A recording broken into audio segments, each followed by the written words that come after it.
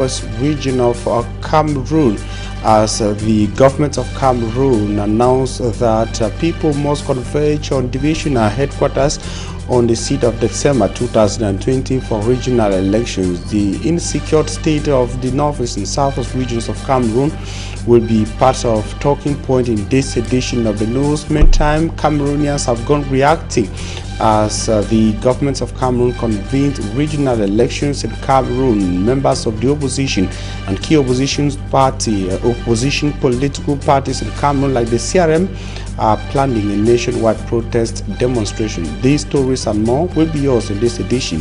Thanks for joining us.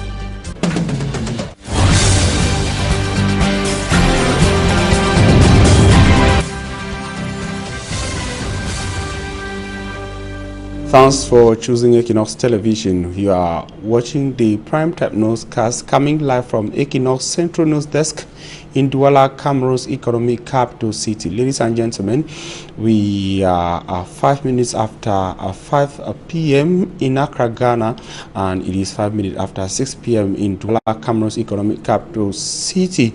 We begin with our top story, taking you to the northwest region of Cameroon.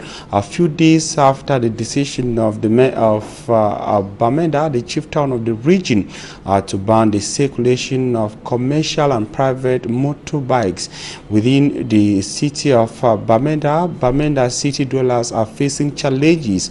They are having difficulties going about the activities that have been grounded in larger portions in the Bamenda 1, Bamenda 2 and Bamenda 3 subdivisions. Some of them have resorted to bicycles in order to be able to circulate within the town of Bamenda. Simanji Gabriel paints a disturbing picture of Bamenda in the northwest region of Cameroon. Inhabitants of Bamenda now use bicycle as a means of transportation. A pig vendor who usually moves with his private bike is also forced to move on foot and a truck to go get his pig.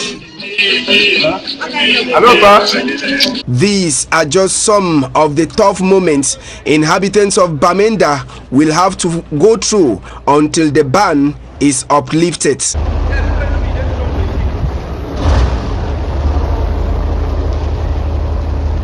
Commercial Avenue in Bamenda, Northwest region on Tuesday.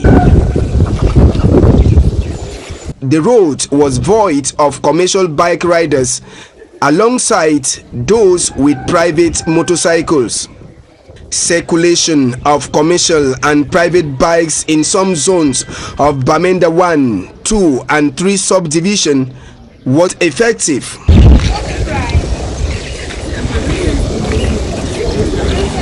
Zones which used to be busy on a working day were quiet with very little movement observed.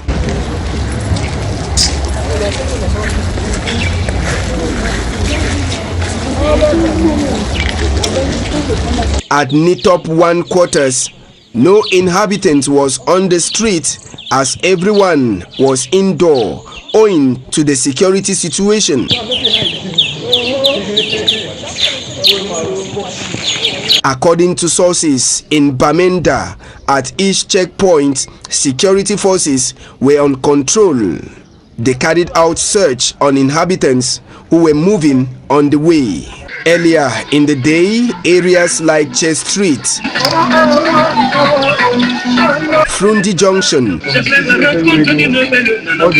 then Tarikun Market were busy as people came outside. The decision to ban the circulation of commercial motorcycle in some zones of Bamenda comes days after a police inspector was gunned down by armed men on a bike. The ban on commercial motorcycles in Bamenda also forced separatists to put a ban on the movement of vehicles in the town of Bamenda. The once very busy Bamenda chieftain of the northwest region of Cameroon reduced to near nothing by the armed conflict rocking the Anglophone regions of Cameroon.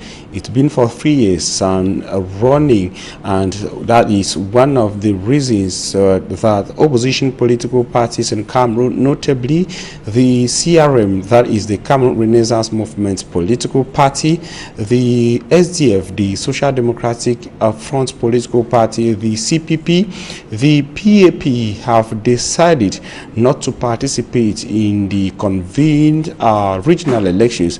It should be recalled that President Paul Biya yesterday signed a decree convening the Electoral College for seat of December 2020 for the voting of regional councillors. After the decision, some of these parties said they were planning a nationwide protest demonstration, but Cameroon's Minister of Territorial Administration, Paula Tanganji, sent a warning to them, saying they who are planning to disrupt social order in Cameroon should be ready to face the heavy hands of the defense and security forces of the Republic of Cameroon. Take a listen to Minister Paula Tanganji in this press briefing. He made it in the nation's political capital city, Yaoundé. His Excellency Paul Biya has convened the electorate for the elections of regional councillors today, Monday, 7 September, in strict compliance with the legal provisions. These elections will take place on Saturday, the 6th of December, 2020.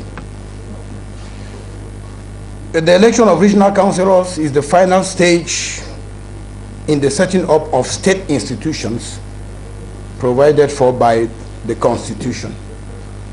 After casting his vote during the twin legislative and municipal elections, the head of state clearly made it clear to Cameroonians to understand that regional elections will be convened soon. His Excellency President Paul Biya then declared, I quote, "At the end of the municipal election, regional elections will take place. It is a giant step towards a more enlightened democracy. I am only satisfied, and I will thank Cameroonians for lending me their dynamism and support in the move towards this great democracy." End of quote. The regional elections will also mark the end of an electoral cycle that began on the 25th of March 2018 with the senatorial elections, followed by the presidential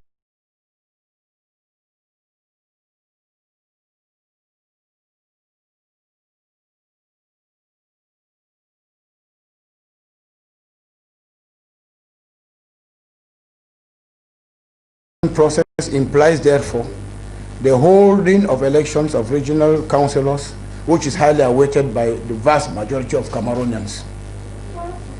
The Minister of Territorial Administration, in his capacity as the government agent in electoral process, will support as usual the upcoming elections by making available to Elections Cameroon, the independent body in the material organization of polls, all legal instruments, namely the database of traditional chiefdoms, within the deadlines provided by the law for a transparent and credible election.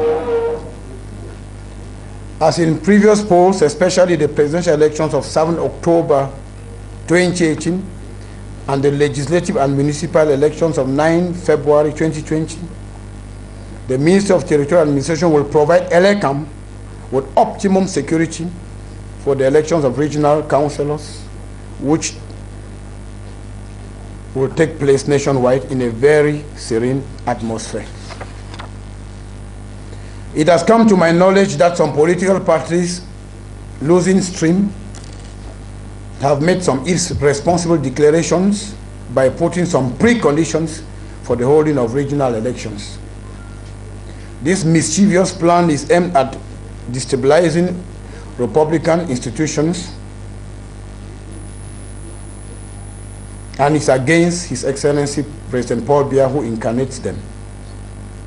Obviously, these threats have not fallen on deaf ears. Once again, I want to remind everybody that the Minister of Territorial Administration is in charge of maintaining law and order. the protection of persons and their property, as well as supervising the activities of political parties, associations, and NGOs. I want to make it very clear that no disorder shall be tolerated from any political party or any political actor. Dear pressmen and women, permit me to highlight a number of legal provisions that will be applied immediately if these irresponsible politicians ever attempt to disrupt the organization of the December 6th regional elections. They include Law number 2016/007 of the 12th of July 2016, Section 111, Secession. 1. Whoever undertakes in whatever manner to infringe the territorial integrity of the Republic shall be punished with imprisonment for life. Section 114, Revolution. Whoever by force attempts to alter the laws composing the Constitution or to overturn the political authorities set up by the said laws or to render them incapable of exercising their powers shall be punished with imprisonment for life. Law number 90/55 of 19 December 1990 to lay down regulations governing public meetings and processions. Cameroon's Minister of Territorial Administration, Paul Atanganji, speaking just after the presidential decree convening the Electoral College for the seat of December 2020 in Cameroon. This by the declaration of the Minat boss, political parties of the opposition, mainly the CRM party officials, proceeded to their boycott and also called on Cameroonians to participate in a nationwide protest demonstration. According to a social media post from Olivier Bibou-Nissa, who is the spokesperson of the CRM political party national president, the party, alongside other parties in an alliance, are planning a protest demonstration to oust President Paul Biya, according to his declaration on social media.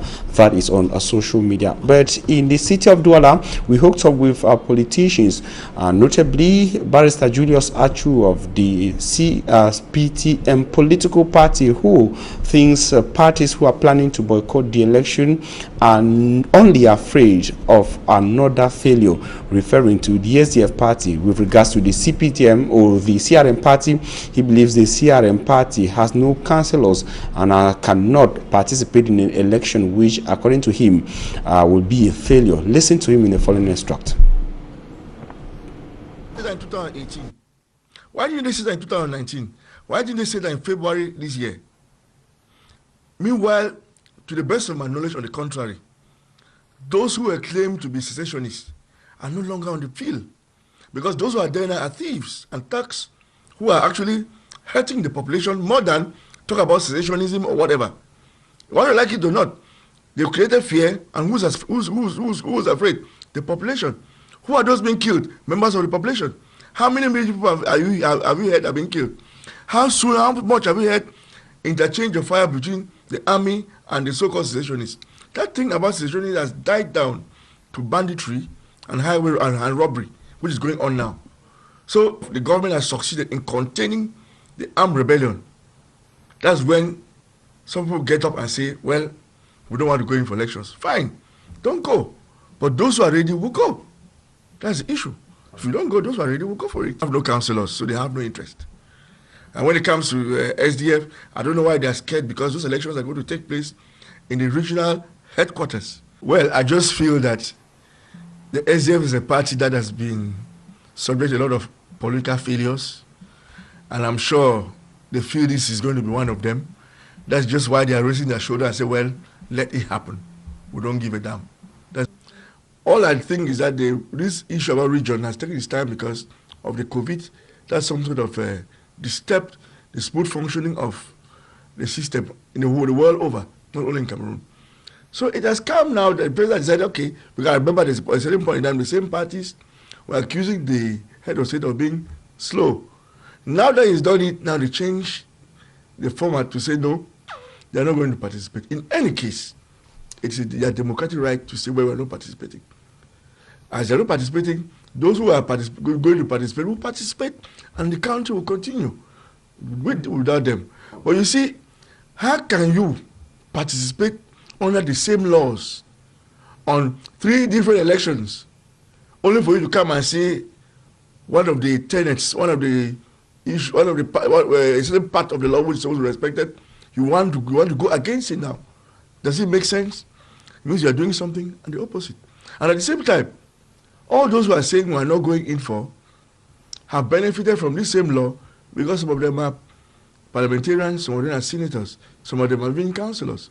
How come you say that at the tail end of the process, you're not going to participate? To me, it doesn't make sense. But as I say again, it is a democratic right. And an opinion leader, Dr. Nick Ngwanyam, says it is a good move, but too late. He thinks this would have been done some 26 years, but believes Cameroonian can also look up to that as the opening of a door to a brighter future. Listen to him in the following extract. Reasons, and at the same time they are the very ones who change their very reasons for going or not going, and therefore, you know, when people cannot be trusted in what they say, then it becomes very difficult. You see, like the president of Cote d'Ivoire, he says I'm not going, and then before you know it, he says I'm going. It's an African way of doing things, and when you are a leader and you are confused as to what you want and what you don't want, then everybody becomes. That said, I would think that it's a good thing that, you know, the country is going on with her democratization process. The democratization process is a learning curve where we have to learn how to do things. So it's a good thing. But as you would have also observed, what we are doing today is supposed to have happened in 1996. So you can see that we've had more than 20 or 22 years of retard, I would say. Because if we had done it from that time, would have been 22 years wiser now. So what is happening is that many people are more mature now in their thinking, and we're giving them the milk that we were supposed to have fed them 22 years ago, and that's why there's the clash. Because as I speak to you, democracy is a growing thing, and what we are doing to know is today is not like it's the best that ought to have happened to us. We expect more to come, especially given that we cannot properly define what is the special status, and that there is still problems going on in the northwest and southwest regions of the country, and we are expecting a true and genuine dialogue that has to come to be able to put the troubles in the northwest and southwest, you know, to rest. And when that happens, it makes sense, of course, that even if there are elections today, those things will be revisited so that the Anglophones can fit into it, because you know, things would have changed somehow. You know, this decentralization as prescribed by the government of Cameroon is one form of state. Federation and confederation is another form of state. Now, but when you take these regional elections and things that are going on and whatever, they are acceptable, and they can also work under a confederation when you have defined something that is higher, and then this one fits under it. But when you make this decentralization as it is now higher, then it does not, and you put it at par with confederation, it doesn't work, because confederation solves the problem in its own way. But when the time comes, if the Cameroonian public thinks that confederation is the thing, then of course we would put confederation to work, and we'll take what we are doing now and put it under it, and it will work. Going, and they give reasons. And within a challenging security atmosphere, a challenging socio-political atmosphere like that of Cameroon, some journalists, media men and women coming from 4 regions in Cameroon, notably the littoral region, the central region, the northwest and the southwest regions of Cameroon, have converged on Kribi in the ocean division of the south region of Cameroon in a training organized by the United Nations. And of course, it's been organized by the United Nations and its partner organizations. The objective of the come together of men of the press is to grill them on ways of covering events in a security challenge atmosphere like Cameroon, and of course in a war zone, like gathering information. And those men and women selected from the 4 regions of Cameroon will for over 5 days be drilled on how to cover information in a security challenge atmosphere in order to stay safe with regards to what the broadcast or air, and of course whatever is written and given out to the public for consumption. And in the course of the opening ceremony, we hooked up with a UN human rights expert who is coordinating the event, who spoke to our correspondent in the South region of Cameroon, Joseph Abena. Delicate issue for media professionals, but also for professionals of protection. Now, when it comes to conflicts and journalists or media professionals who have not had experience in covering conflicts before, it becomes a challenge. And that some of them can actually get into crossfire without knowing exactly that they are endangering themselves. Some of them can actually diffuse some information without knowing how dangerous that information can be to protection of others, not only themselves. So it is important for the law enforcement officers, defense officers, to know that when journalists are found in the battlefront, they have a role to play. It is also important for journalists to know that their safety and the safety of others lies in the information that they give out.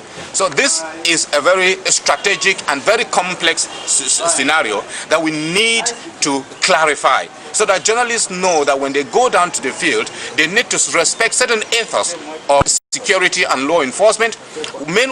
Whereas also as for law enforcement officers and defense and security forces, they need to also know that journalists and other media professionals are considered as civilians in situations of armed conflict or conflict, and they need to be protected as such. The safety of every journalist is very important.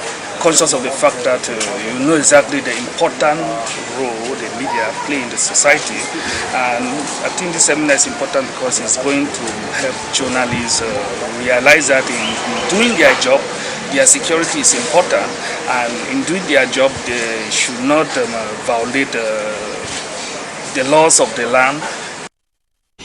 And you listen there to an official from the United Nations Human Rights Institution and a journalist who is also a part of the journalists participating in the event on Kribi in the Ocean Division South region of Cameroon. And I will talk something else back to the economic capital city, Douala, where inhabitants of the Bassa zone of the Douala 3 subdivision are repeating calls for the company in charge of electricity distribution and production in Cameroon to get rid of falling poles and cables which have been abandoned in their neighborhoods of the city for over 3 months. They say the poles and cables have blocked circulation in their neighborhood and is also posing as a risk to children in their parts of the city. Innocent as it tells us more in the following report. This is what many will term a veritable trap, others witchcraft or nightmare.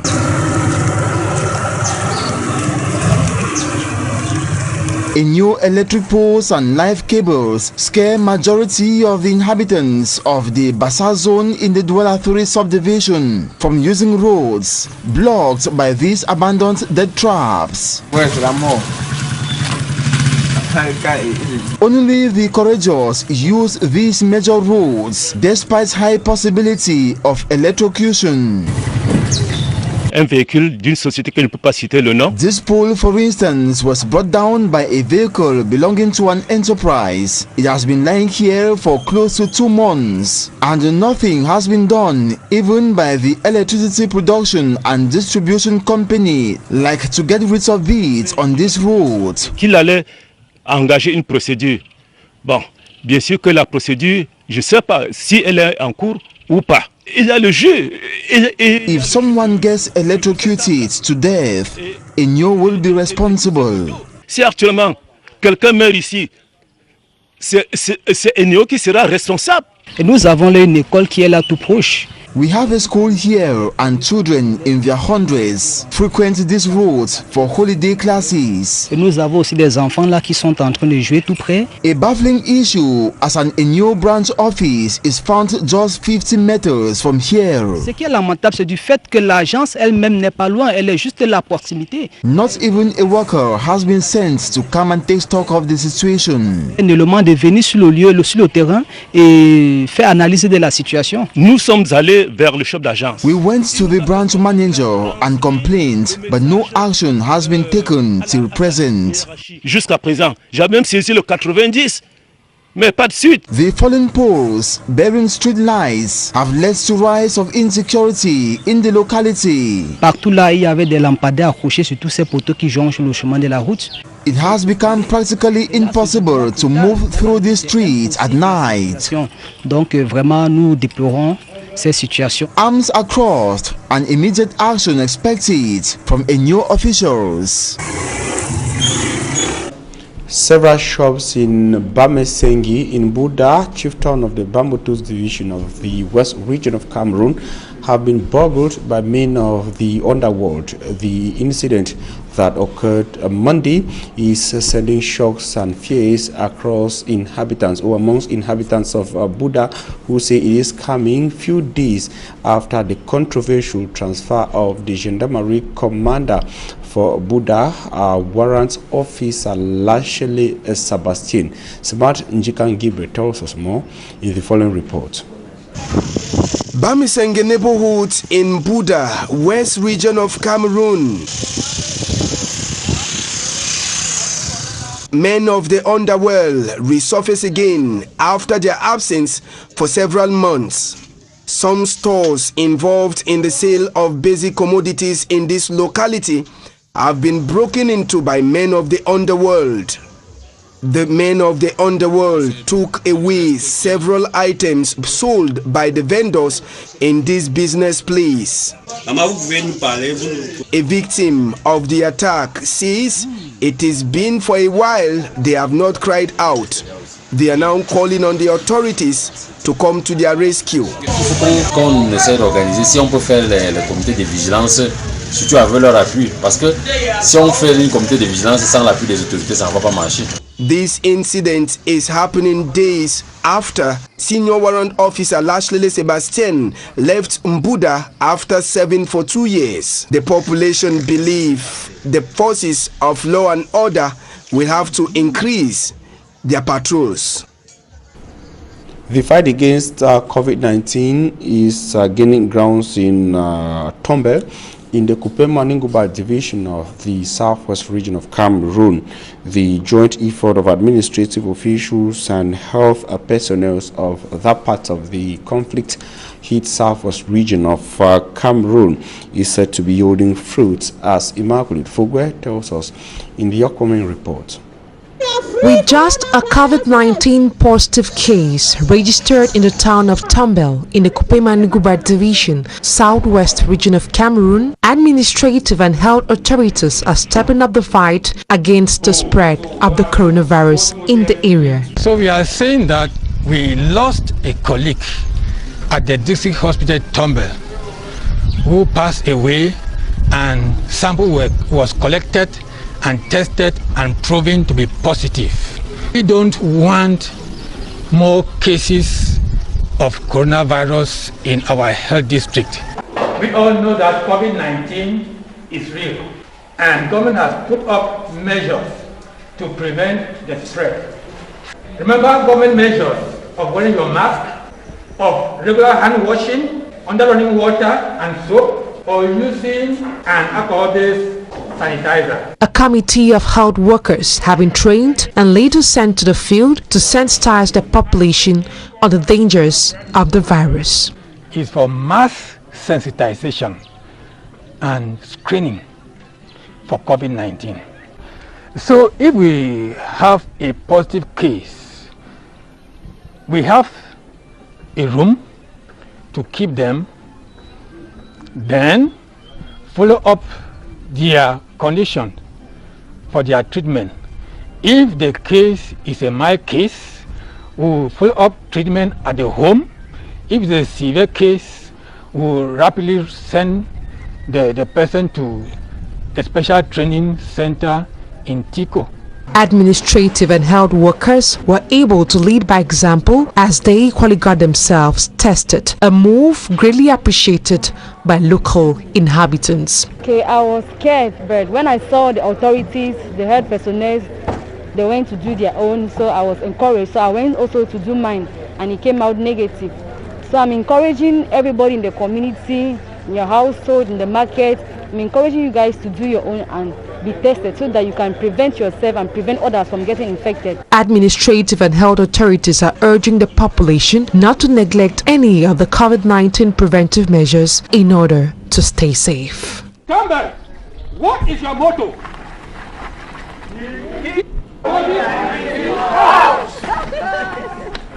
Coming up is talking point. Stay with us.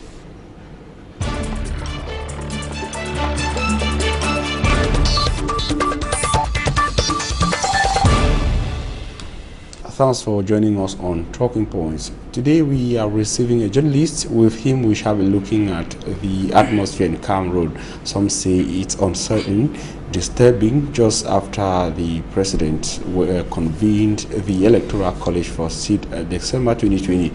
Prince Joe Mokake, thanks for accepting our invitation. Thank you very much for me, Armstrong Sander. Good evening to those watching Equinoxe right now. Special good evening to those watching in the northwest and the southwest regions of Cameroon. The northwest and southwest regions of Cameroon, which is being used by the opposition as one of the reasons why regional elections should not take place in Cameroon, at least not for now, because of the crisis. Sure. You know, the population of the northwest and the southwest is regrettable that most politicians are using them as a bait to pass across their political slogans, because if you go through, be it the Cameroon Renaissance movement of Professor Maurice Kamto, they talk about the fact that there has been continuous deaths. But we should not let go the fact that there were deaths in 2018 when he went for presidential elections. It is the same slogan that is used by the Social Democratic Front of John Fundi, but we should not let go the fact that the crisis was ongoing since 2016 when the Social Democratic Front went for presidential elections and also went for municipal and legislative elections. Now, when you look at these two things, Armstrong, you start asking yourself that is this call actually genuine? Is these political parties, do they actually have the people in their heart? It's true that it's better late than never, but if you sample the opinion, like we've been doing in the field, if you sample the opinion of so many persons, so many Cameroonians, especially those in the English part of the country, they just feel that politics is not what they should be talking now. The people feel that the atmosphere generally is not conducive for politics. Because if you even look at what you are calling today the regional elections, I've said it on several platforms, even platforms here on Equinoxe, I've said that if you look at those who are, first of all, those who are today called municipal and municipal councillors, yes, those who are supposed to vote the delegates. That forms part of the Electoral College. Correct. Now, when you look at the Armstrong, the issue is, in the northwest and the southwest, the people actually vote them. Because we know, if you read what the Social Democratic Front wrote, you discover at one time that the party says, I think in paragraph 2, the party says that in certain localities in the northwest and the southwest, people were regrouped.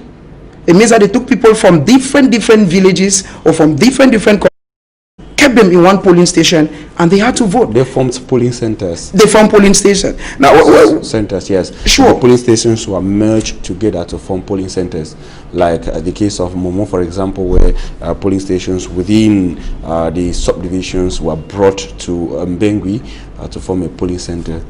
Sure. And very few people could travel from the villages to vote in Mbengui. That's the issue. So when you look at it, these people that were voted, those we know that there are areas in the northwest and the southwest where there was just a single candidate, and automatically, because since the CPDM was represented in all the 360 subdivisions, it is automatic that where there was no candidate, the person who was alone won. So now, do you have these people who were not actually voted. Even if he or she was voted by just a single voter, sure. Like the case where some opposition political party leaders say soldiers actually voted for CPTM candidates in areas where villagers were not present to vote. We have villages that are now empty. Villagers ran away, and of course, soldiers present in the villages voted for the CPTM candidates. But Prince, you are raising an important point there. I wanted us to look at these things from this angle.